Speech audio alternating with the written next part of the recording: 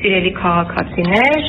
ուրախ եմ տեղեկացնել, որ այսօր ազգային ժողովի կողմից ընդունվել է մի օրինագիծ, որի շնորհիվ վարչական վերաքննիչ դատարանն այլևս չի քննելու վարչական մարմինների կողմից ներկայացված այն բողոքները, որոնք պարունակում են մինչև 300,000 դրամ տուգանք վճարելու վերաբերյալ պահանջ։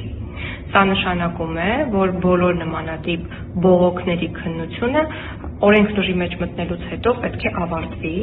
իսկ այն բողոքները, որոնք ներկայացվել են օրենքնուժի մեջ մտնելու դրությամբ, պետք է չընդունվեն դատարանի վարույթ։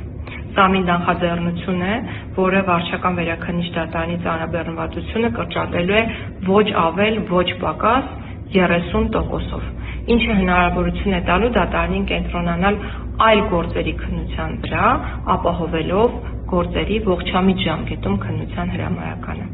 Խոսելով ժամկետներից, ես պետք է նշեմ նաև, որ այս օրինագծով վարչական վերաքննիչ դատարանում գործի քննության ժամկետ սահմանվում է 6 ամիսը, եւ միայն մեկ հնարավորություն է տրվում դատարանին պատճառաբանված որոշմամբ, բայց ոչ ավել քան 6 ամսով, երկարացնել գործի քննության ժամկետը։ Սիրելի քաղաքացիներ, սա մեկն է այն